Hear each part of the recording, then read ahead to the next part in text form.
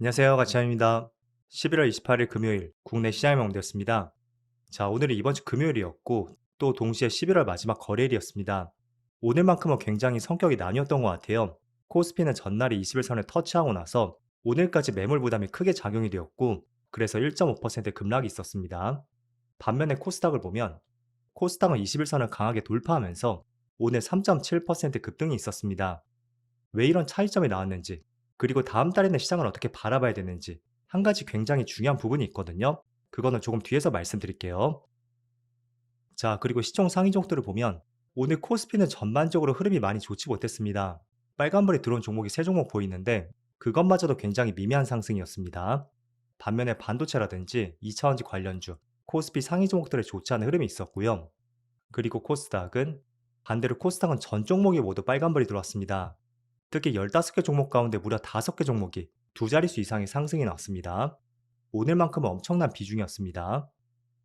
그리고 코스피 수급을 보면 오늘은 다시 한번 외국인의 많은 순매도가 있었고요. 2조 2천억 원의 순매도가 나왔습니다. 반면에 기관은 오늘까지 순매수가 들어오면서 8거래 연속으로 순매수가 이어지고 있습니다. 그리고 코스닥. 반면에 코스닥은 기관과 외국인의 상당히 많은 순매수가 들어왔고 합치면 무려 1조 2천억의 순매수가 들어왔습니다. 저는 주식을 투자하면서 기관과 외국인의 비중이 이렇게 많이 들어온 것은 거의 처음 보는 것 같습니다. 그리고 삼성전자. 오늘은 외국인만 나홀로 순매도가 있었고요. 5,200억의 순매도가 나왔습니다. 그리고 하이닉스도 비슷했습니다. 외국인만 나홀로 순매도가 있었고 5,600억의 순매도가 났습니다. 자, 그리고 레인보우 로보틱스. 오늘은 코스닥 종목 가운데 두 자릿수 이상의 상승이 있었고요. 모처럼 기관과 외국인의 많은 순매수가 들어왔습니다. 그리고 최근에 좋은 모습을 보여준 ABL 바이오. 이 종목도 기관과 외국인의 많은 순매수가 들어왔습니다. 그럼 이어서 주체별 매매 동향에 대해서 살펴보도록 하겠습니다. 11월 28일 외국인이 가장 많이 매수한 종목은 고영, 레인보우 로보틱스, ABL 바이오, 로보티즈, 펩트론. 자, 모든 종목이 코스닥 종목으로 채워져 있습니다. 그리고 기관 SK 하이닉스, 삼성전자, 파마리서치, 에이벨 바이오, 레인보우 로보틱스. 이렇게 순서대로 매수했습니다. 이어서 해외 증시를 보겠습니다. 우선 어제 미국 증시는 휴장이었고요. 오늘은 휴장은 아니지만 빨리 종료가 될 겁니다. 그래서 미국 증시도 사실상 이렇게 11월 시장이 끝났다고 할 수가 있고 우리가 이제 포커스는 12월 시장에 맞춰 봐야 되거든요. 그런데 오늘 밤에 미국 증시가 어떻게 움직일지 모르겠지만 일단 최근에 4일 동안의 흐름을 봤을 때는 이번 달 시장이 너무나 좋지 못했었다면 최근 들어 시장이 조금씩 반등이 나온다는 것은 다음 달 시장만큼은 조금은 긍정적으로 볼 수 있는 그런 흐름이 나오지 않을까? 라는 기대감을 가져볼 수 있는 그런 시점인 것 같습니다. 그리고 추가적으로 아시아 증시, 일본도 0.1%로 큰 변동은 없고요. 대만은 0.5%의 빨간불이 들어오고 있습니다. 최근에 21선을 이탈했다면 이번에 21선을 다시 한번 회복했네요. 그리고 중국 증시는 여전히 흐름이 그렇게 좋지 못하지만 오늘은 소폭의 빨간불이 들어오고 있습니다. 자, 오늘 시장 흐름은 어떠셨나요? 보통 일반적인 경우는 높낮이의 차이는 있겠지만 그동안은 코스피 코스닥이 같은 방향으로 움직였습니다. 코스피가 9월, 10월에 굉장히 좋았었죠. 하지만 이번 달에는 조정을 보이고 있습니다. 반면에 코스닥도 큰 틀에서는 10월과 11월 시장이 좋았었고요. 이번 달에 큰 변동이 있었습니다. 그래서 높낮이의 차이는 있었지만 늘 전체적으로 코스피 코스닥의 움직임은 거의 비슷했었다. 이 점을 확인해 볼 수가 있습니다. 자, 다만 오늘은 조금의 차이점이 있었다면 지금 촬영 시점이 1시 반쯤 되었거든요. 코스닥이 지금 3.4% 급등이 나오고 있고 반대로 코스피는 1.5% 급락이 나오고 있습니다. 자, 그 이유는 어젯밤에 나온 뉴스 때문인데요. 정부에서 코스닥을 활성화시키기 위해서 소득 공제라든지 연기금의 참여도를 높이는 방안까지 여러 가지 정책들을 검토 중인 것으로 발표가 되었습니다. 물론 이게 아직까지는 팩트는 아닙니다. 금융위원회에서는 아직까지는 확정된 바가 없다고 발표를 했었고요. 그렇지만 정부에서 코스닥 활성화 대책을 발표를 했었던 만큼 저는 충분히 지금처럼 기대감을 가져볼 수 있다고 생각이 됩니다. 아직은 어떤 대책이 나올지 모르겠지만 일단 크게 화제가 되고 있는 것은 코스닥 벤처 펀드 규모를 확대하는 방안이 있고요. 또 두 번째는 지금 연기금의 코스닥 투자 비중이 3%밖에 되지 않습니다. 그런데 비중을 높이는 방안도 추진하기로 발표가 되었습니다. 그래서 세부적인 내용들은 다듬겠죠? 또 이어서 12월에 어떻게 활성화되겠다는 그런 발표가 나올 예정이니까 저는 최소한 그 일정 전까지는 당분간은 코스닥도 관심 있게 보는 것을 권장해 드리겠습니다. 그래서 아직까지는 12월 며칠인지 나오지 않았습니다. 아마 다음 주나 다다음 주에 나오겠죠? 그래서 뭐 이게 12월 25일이다. 이런 팩트 뉴스가 나온다면 최소한 그 전까지는 코스닥이 굉장히 활발한 움직임이 나올 것 같습니다. 자, 그리고 코스피 코스닥을 조금 비교해서 보면 전체적인 큰 틀에서는 그림이 조금 비슷합니다. 다만 최근 시장에서는 확실히 코스피의 흐름이 월등히 좋았었고요. 지난 10월 시장이었죠. 그때 21년도에 고점을 돌파했습니다. 위에가 코스피 차트예요. 반면에 코스닥도 마찬가지로 21년도에 고점을 형성했지만 그 고점을 돌파하지는 못했거든요. 그리고 오늘 급등이 나온다고 해도 아직까지도 고점까지 거의 15%에 올라갈 폭이 남아 있습니다.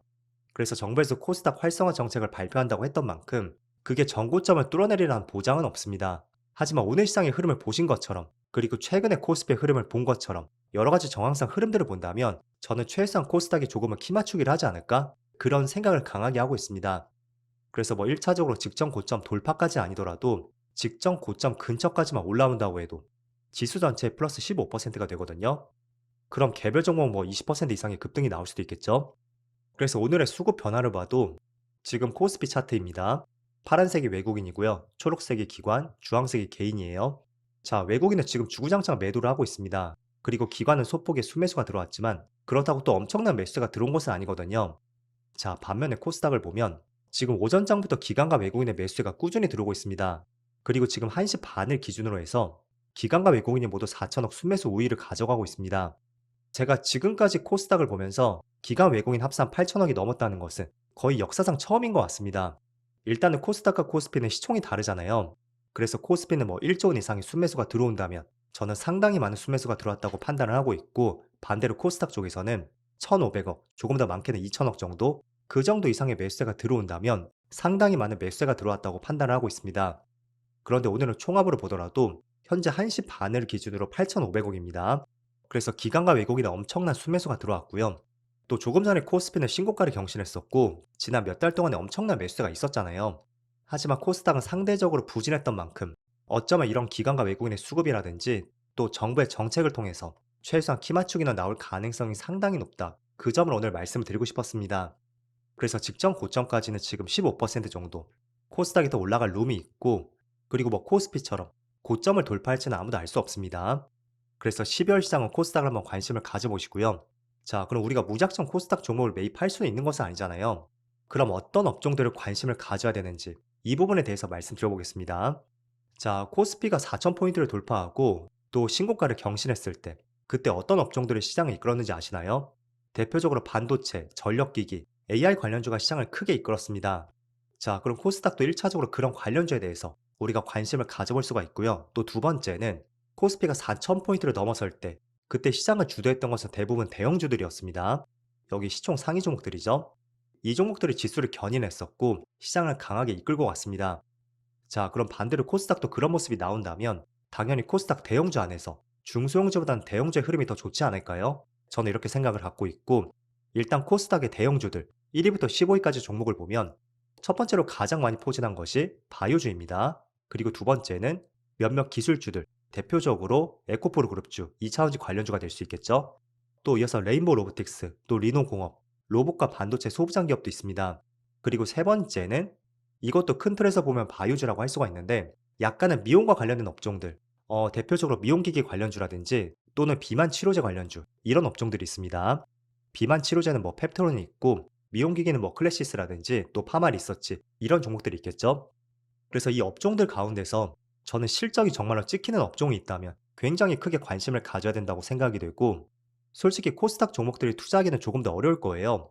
왜냐하면 워낙 바이오주들이 많기 때문에. 바이오주는 물론 실적 때문에 상승이 나오기도 하지만 실적 외적으로 뭐 임상 통과라든지 기술 이전 소식, 그런 이슈에 따라 주가가 또 출렁이기도 합니다.